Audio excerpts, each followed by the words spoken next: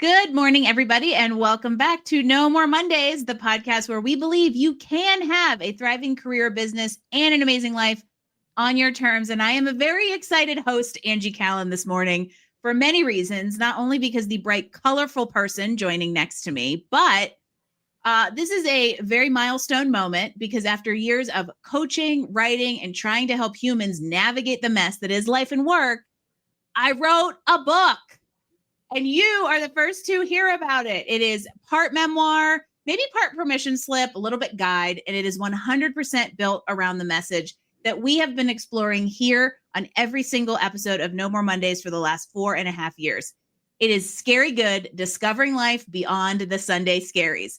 It is a book for the burnout, the brave, and everyone in between, and it is coming to an Amazon near you on January 8th. I want you to be in the loop, so head over to scarygoodread.com. How's that for calling your book Scary Good and then you get Scary Good Read as a URL? Win. scarygoodread.com/waitlist and you can get a front row seat as all of this excitement unfolds. And now let's get into more excitement because today is going to be a treat if it is not evidenced by all of the color next to me on the screen. If you've ever looked at your phone and wondered, how the hell am I supposed to make content that doesn't feel like I'm selling my soul to the algorithm? You're in the right place. Angie Callen is a video marketing strategist and CEO of If You Create It. And she's also somebody who knows exactly what it means to show up with personality and purpose online, especially in what can often feel like a sea of sameness. She and I made friends at AI Marketing World. And what struck me wasn't just what she knows, it's just how real she is. And you know, I love real humans. She has built a massive platform without sacrificing who she is. And she's helped thousands of women entrepreneurs do the same. And so we are going to get into what it takes to market with meaning, maybe a little bit of talk about why short form video is a good way to do that. And most importantly, how we as humans all stay connected to each other while we bring some soul back to the scroll. Kenya, welcome to No More Mondays. Yay. Thank you so much for having me. I'm so excited and congratulations on the book. Woohoo. Thank you. And you all better keep up because if you think I talk fast, we're going to go toe to toe for the next half hour. For sure. I'm working on it. And one of the things that struck me when you were talking at AI Marketing World was how so many businesses fall into this sea of sameness. And it was a term I hadn't heard before. And as soon as you said it, I was like, oh my gosh, that's the term I've been looking for.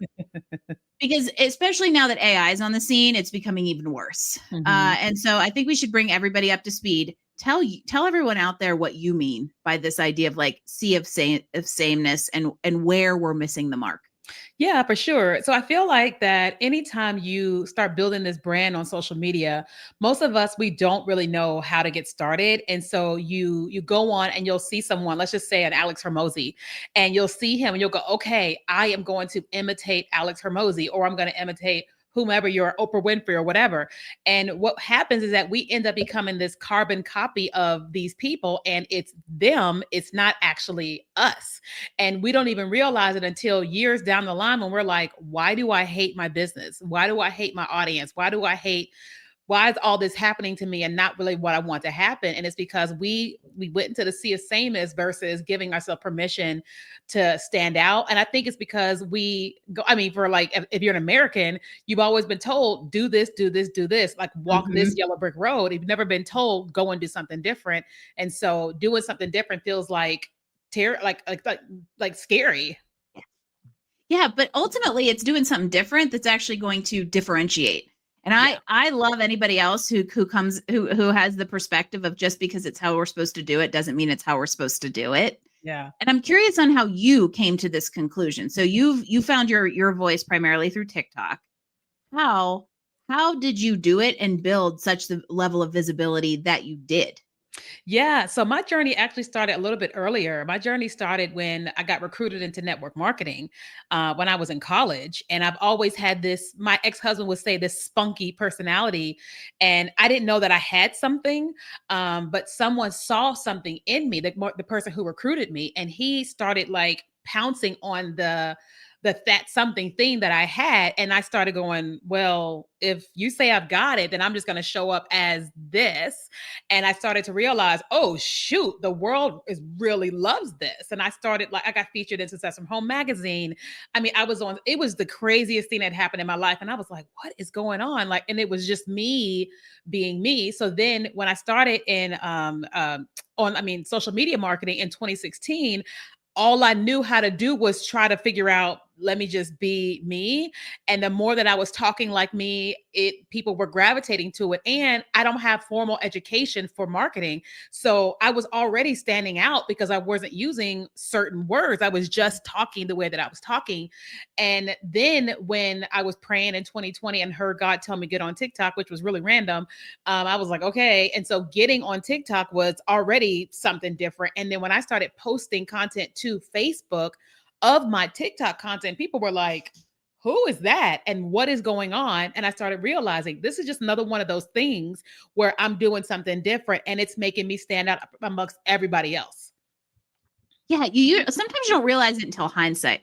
Also, side note, you never know what that big man upstairs is going to tell you to do. Right. So if you think that it's not a sign and you keep getting it, there is no such thing as coincidence. Right. Common themes, pay attention to them, even if it feels so random as God's telling me get on TikTok. Yes, Change exactly. your life. And so I think it's really interesting because I would say that I fell into a similar situation when I started my business. I was like in the career services field in the early days of coaching. And I'm like, okay, LinkedIn's the logical place for me to go. And I just started putting my opinions out there. I didn't look at what anyone else was doing. I was just like, I've got a perspective. I'm going to share it. I'm going to do it. And it's just really interesting how it resonates. But it isn't necessarily something either of us intentionally set out to do. We realized it in hindsight. And so now that we have the ability to guide the way for others, how can we be more intentional about this? What does human-centered content look like in this day and age? And how can we lean into creating it authentically ourselves? So I feel like that there's two different types of people who are creating content. There is the personal brand that some people have corporate brands, Nike or what have you. So you have to identify, okay, what does this look like for us to be a corporation, but also feel more personalized because you have more red tape, you got more legal situations if you do it wrong. And then you've got the one where it's actually you. Right. And so I mostly focus on the me. And so I would say that one of the first things that I like to do with myself or with a client is say, what do you actually believe? What are your core beliefs? Like, what are you sold on? Right. And then I say, okay, and how do you want to show up online? A lot of times people will say, well, I don't want to show my food. I don't want to dance. Great. Right. And you just find out what people like and what they don't like, right? Then you go, okay, what hill are you willing to die on as it pertains to your brand, right? I always tell everybody, if your brand is not political, don't you get on there talking about politics. I don't care what side of the coin you are on. I am apolitical. I'm registered independent, right? And I'm like, so you will never hear me talking about that because that has nothing to do with my brand. And so then once you have identified, like, okay, this is who I am, this is what I believe, this is the hill I will die on as it pertains to my brand and my audience, then it's all about going, okay, how do we want to show up? Does that look like me being authority where I'm just doing teaching content? Does that look like me jumping in on some of the different trends that happen on Instagram and TikTok? Does it look like me showcasing clients, or what does this really look like to you? Like, there's someone that I always talk about. Her name is Dr. Mary Claire Haber. Every woman over 40 needs to know who she is. She teaches about perimenopause and menopause. But when she first came on 6 years ago, she was just this gynecologist who was gaslighting her patients because she didn't know about perimenopause and menopause because they didn't really teach them in medical school until she started going through perimenopause and thought she was going crazy.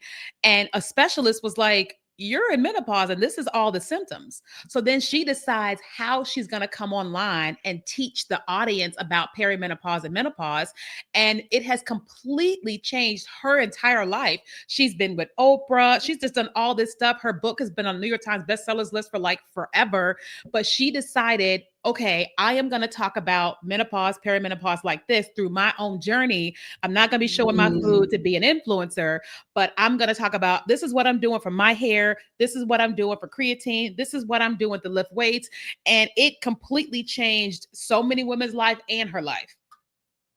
And that's the thing is, what I love in there is she just started talking about what she knew in her experience. And I Mhm. think that is where we lose sight of this sometimes, that we feel like we have to posture. I talk to a lot of people that are like new to coaching, consulting, or like knowledge based Mhm. businesses.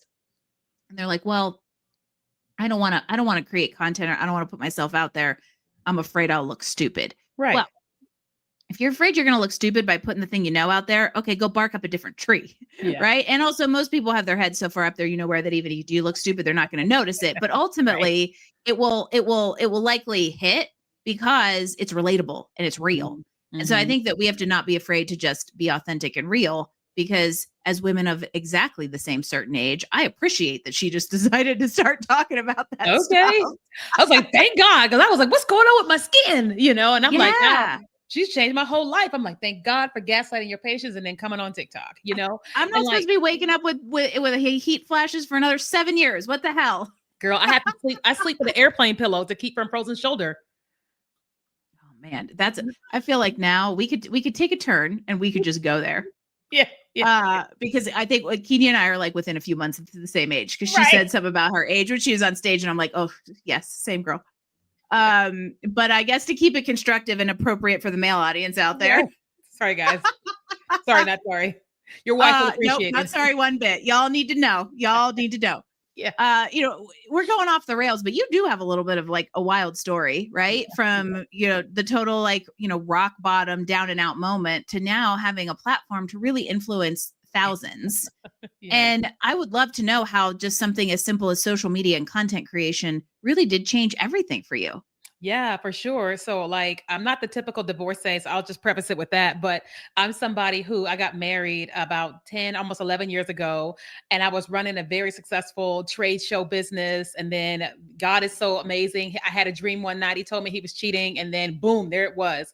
And so I ended up going through the most hardest time of my life of, leaving a situation and all that. But because I had had all that network marketing experience, there was this stronger version of me in my weakest time that was pushing me to still go and do big things. So after I left, I got back into network marketing, and that's when live stream came out, and there was this app called Periscope, and I was like, what is this? And Yep. so because I was in network marketing, I was like, I don't want to do home parties because I'm dealing with depression from my divorce. I don't want nobody in my house. I'm going to use this live stream thing to help recruit people.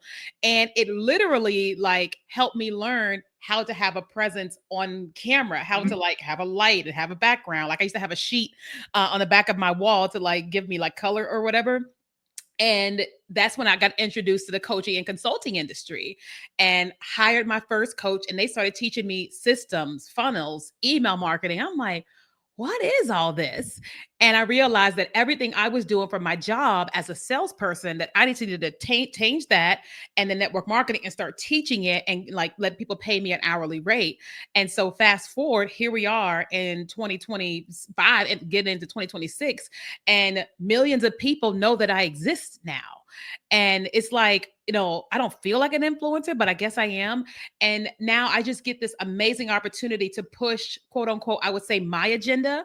And my agenda is happy, healed women that are wealthy. Like, right. And I'm like, you go to therapy, girl, make your money, take care of your family, and go to Jesus. You know what I mean? There So I you get go. to push this agenda in this beautiful way that is unassuming, it's non-confronting. And you're like, I kind of like this girl, and she gonna make me some money. Yeah. I mean, I like a likable person that can make me money. And also, we Kenya and I share the big personality. And you can feel it when you're in a room, right? Yeah. Like there's an energy thing there. And so I think there's also the ability to like naturally connect via video when you Yeah. have a strong personality, but you can also take up that space if you're not, if you aren't quite as Yeah. whatever our Enneagram types are, right? Like if you're not quite as loud and present, you can definitely do this. And I think this is where it could be fun to do a little bit of like practical advice for Mhm. everybody out there, because there's definitely people that are like, I'm not a video person. Well, Right. guess what? The future is here. And I think there's a difference between just like using video and really like leaning into and leveraging it. So, Mhm. what are a couple of like your best tips on how to maybe reframe that? For sure. So first thing is to know is that you don't have to have a big personality to have success on video. You think that you do because you see some big personalities. But I want you to think about whose videos are you watching that do not have this big personality? How often are you consuming their content? Every single day, right? And me as a big personality, I don't watch big personalities. It's too much for me, right? Everybody that I learn from are calm, right? And Yeah. so it's really important to understand that there is somebody that's looking to consume whatever it is you have out there once you kind of put it on there, right? The second thing to know is that I think we all criticize ourselves. We all feel like if I show up on video, I'm going to look cringy or I'm going to look stupid. And the truth is, you probably will. I do too. You know what I mean? Like my teeth were crooked, I was overweight, and I was like, well, I'm going to be judged. And so I said, girl, go make you some money and get you some braces. So I did. I made money online and I got braces, right? And now I've lost Awesome. weight, right? But it was Love it. like I felt all these negative things about how I was going to look, and people from high school were going to talk about me and this and this. And I just kept saying, none of these people are going to pay my bills, right? Two people care about my bills, Mm. me and the people that I owe. And so I have to acknowledge the fact that if I choose to do something that is scary, where I can look quote unquote stupid, it could literally change my life. So the person who says to themselves, okay, getting on video is very new. That is normal. Okay. It's not normal to have a phone and then film yourself. And that's not normal. We didn't grow up with a phone in our faces, film it, post it on this place where people can comment. Yep. So it is normal to have those feelings that you have about posting, but it's more important to say to yourself, okay, the people who know me right now, and I'm making whatever money or doing whatever I'm doing. But what if I did something consistently that is uncomfortable and then thousands or maybe millions of people knew about me and knew about my message? How much could that elevate your life, your business, your brand, your message, and all that? But it takes you just saying to yourself, I've got something to say. And whether everybody's going to like it or not, I've got something to say. You know, I tell people all the Mhm. time about this old man. His name is Old Man Steve, and they call it it's Old Man Steve stuff on TikTok. This man has 1.5 million followers. He's 85 years old, right? He did some videos of him in the hospital after surgery, and he makes his oatmeal, he makes his bed, and he's like, I've got a message. I am me and I want to show up. And the world has said yes to Old Man Steve. I guarantee you have more to say than Old Man Steve with his bananas and his oatmeal. Also proof you're never too old to learn something new. Making But a I'm lot gonna of go, money. and I feel like there's like a higher level here. Like we gotta go meta for a minute. We're gonna come Yeah. back down because I think that you will agree with me when I say I believe all of us have a purpose here Mm-hmm. on this earth. I believe most people don't identify it, find it, or aren't willing to live it out. Mm-hmm. And in that purpose is impact to other people. And so by not putting yourself out there, you are robbing other people of the message they need to hear. And even if that is one person, even if there's one person who's changed because of that purpose and your willingness to put it out there, I think that's a life well lived. Yeah. And so it's almost not your information to keep. Mm-hmm. And so in getting out there and whatever content medium you want to talk about, right? If it's video, if it's writing, whatever it is, you almost have an obligation Mm-hmm. or a responsibility to put the message out there in the world. And the only way you're going to build confidence to do that is to act upon it and just take one step, even if you hate your teeth and don't like your weight. Yeah. Yeah. I'll give you a prime example, two examples. Like Dr. Mary Claire Haver, the gynecologist, it would have been easy for her to not tell us that she was gaslighting her patients, but she told us and she started educating us.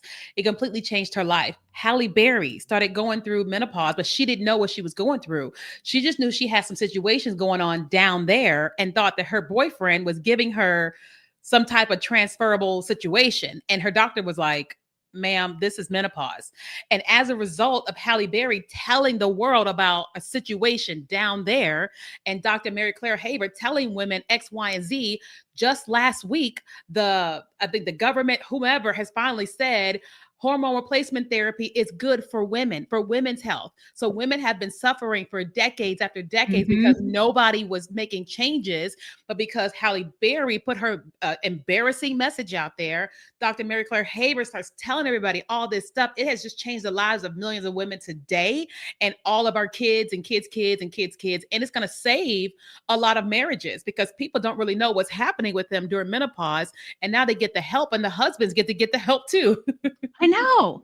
I think this brings up, okay, this was something I wanted to ask you, and that's a perfect cue up to it. And there's really this, let's say the tension between being visible and being vulnerable. Because in some cases, you can make your mess your message, but how much of the mess do you share? And at what point is it like I'm being vulnerable enough for people to get it and understand where I'm coming from and my perspective and my experience in order to be visible around it and get the message out there versus like, airing all the dirty laundry? How do you navigate that? Yeah. So before I ever start sharing things, I say to myself, what am I willing to share and what am I not willing to share? Right. For example, I went through divorce and my ex husband was unfaithful, but I will never share his name. I will never share his face. Right. I will never say all of these different things that happen. Right. I've had a lot of crazy things happen in my life in my childhood. And I'm like, I say certain things have happened, but I don't give any details. I never show my sisters and moms and faces. I just don't do those things. Right. I do have opinions, like Christian opinions, political opinions. And I say to myself, okay, first of all, like my purpose is to bring people together. Is what I'm going to say going to depart people, or is it going to bring them together? And every time I have those things about what I'm going to share, I'm like, if this is not going to help with X, Y, and Z, it's not happening. Right. But also I do share with people that I went through divorce. But when I share that I went through divorce, I say this happened and I decided therapy, Jesus, and building a business. So I don't just stay there in this like, woe is me thing. And so I'm telling people, hey, this happened to you and you get the decision to heal, grow, and whatever. I lost this amount of money in my business, but I learned this lesson and turned it around. So I choose how far I go, but I don't go too far. I go far enough to be relatable, but also far enough to where my people can relate to me and not say, she doesn't understand me. Oh, I love that there's two things there. One, it is you can be authentic and appropriately vulnerable Yeah. without going to the very bottom of the message. I think Yeah. that's huge because I think that there's this sense of like if you're not airing all of the dirty laundry, you're not actually authentic. No, Right. there's a difference between authenticity and oversharing. Huge difference. Yeah. But I really like this idea of if I'm going to share a vulnerability or a negative moment that did frame where I come from now, I'm going to make sure I resolve it within the same breath, right? And so we're not just leaving it with yeah, we bought a company and went bankrupt, right? Yeah. That's my divorce in a way. Luckily, it did not lead to divorce. Somehow we made it through it, but there's a resolution to what came out of that, and the idea that we wouldn't be where we are now without those Yeah. moments. But encouraging people to look at that is important, in that models that behavior and that thinking. Yeah, I agree. Like it reminds me of who was I thinking about? I was thinking about, as some of y'all gonna be like, what? It reminds me of like Kim Kardashian. So Kim Kardashian is a famous business owner, influencer, and all the things. And she also was married to, we all know, Kanye West, right?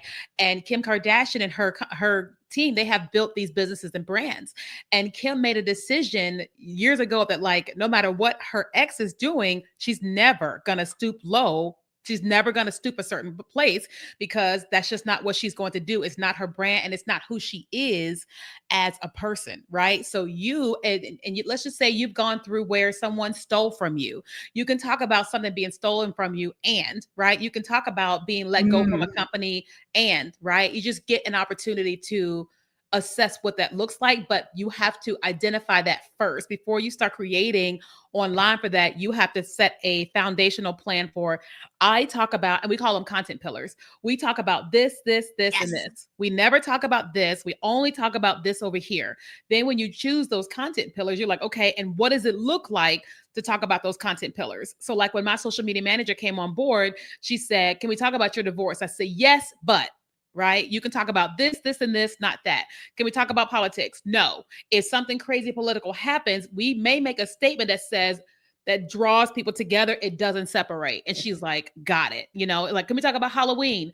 No, we can talk about the fact that I love gummy candy. We can't celebrate Halloween. Right. And so people go, oh, okay. So she's funny with the gummy candy, but she doesn't say happy Halloween. Something occurs to me that, again, we go meta and come back down, is that Kenya, I want everybody to realize this. Kenya knows her values, and everything she does is aligned to those values on purpose and within alignment to them.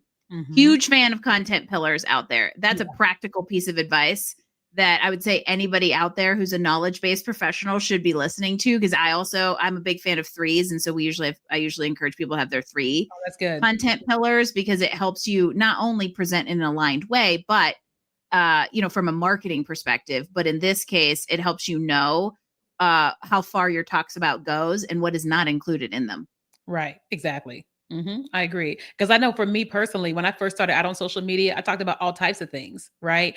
And it made I was all over the place and people didn't know what was going on. Right. And then when I started to coach my clients, they were all saying the same things. I don't really know what to talk about.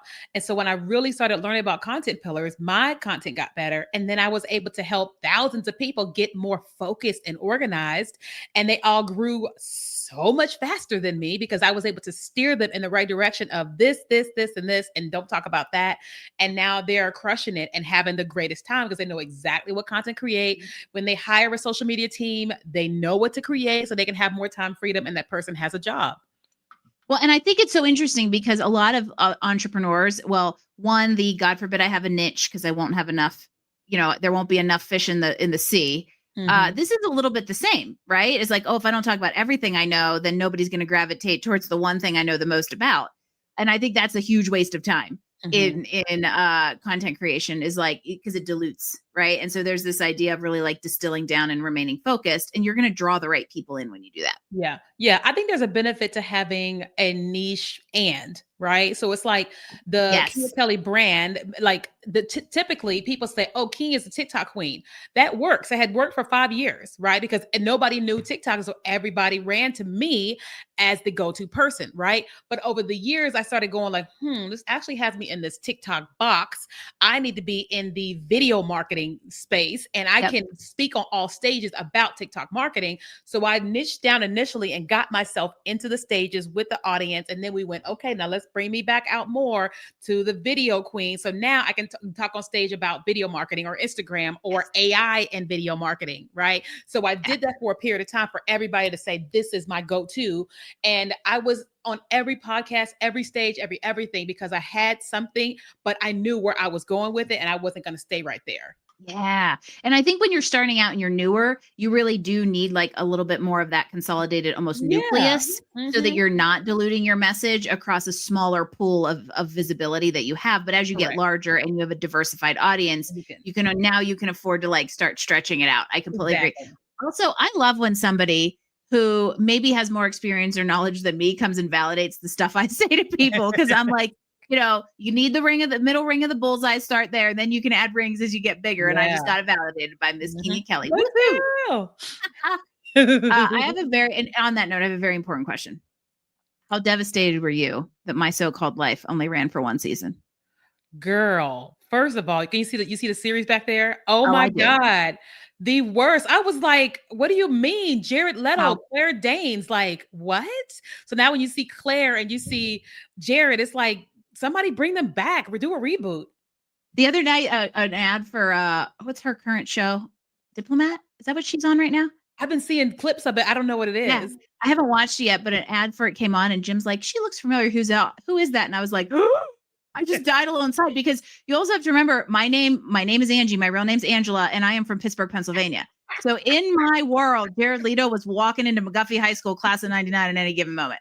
Girl, that red card, girl, like the travesty of the youngest Gen Xers on the planet generation is that Jordan Catalano only existed. I call her red right now in my head. I call her red. Oh, so good. I feel like we could have a whole show on pop culture and it'd be really, really fun. Yeah, girl, for real. Speaking of amazing content, as we wind things down, what is your number one piece of advice to everybody out there on creating authentic content that stands out in the sea of sameness? Number one tip. So number one tip would be, well, first of all, ask yourself, I mean, well, I would probably use AI if I were you. I would probably go to Claude AI and I would say, tell Claude all about you. If you have Gmail, connect your Gmail and all that, and just talk to Claude about your values. Like, this is what I love this and I love that. And just tell it everything about you. And then if you're thinking about starting whatever type of brand, then also tell it the brand you want to start, who you want to help, and all that. And then ask Claude, now, Claude, can you analyze this and can you tell me, can you really help me understand who I am and what I believe? And then you can also ask it for like, who do you think would be interested in hearing about this?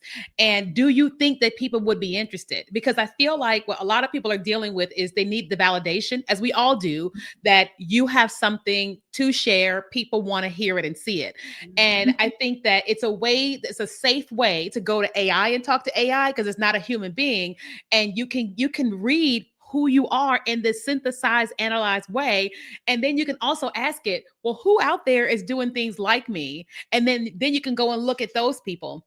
And what you're going to find is you're going to be like, I am amazing. And I didn't realize how amazing that I am. And people are interested in what I have because we are our own worst critic. We think that we Mhm. will be terrible on video or we got to do this, we got to do that.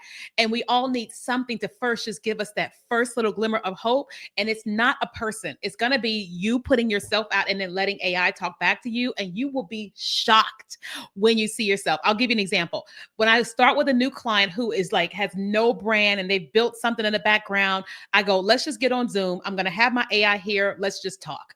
And we just talk and ask questions, and AI is grabbing all of that. And I say, okay, let me get back to you in a couple of days.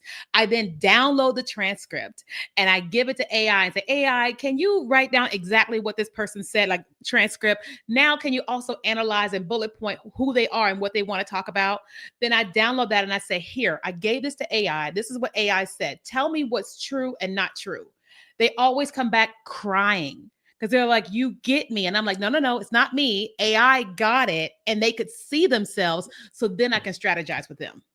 I love it. So I have to point out, it might seem ironic that two people who love authentic content creation and showing up as your genuine self both agree. Start with AI. Yeah. We have been given an amazing enablement tool. It Yeah. cannot replace us. However, it is a great thought partner and data synthesizer.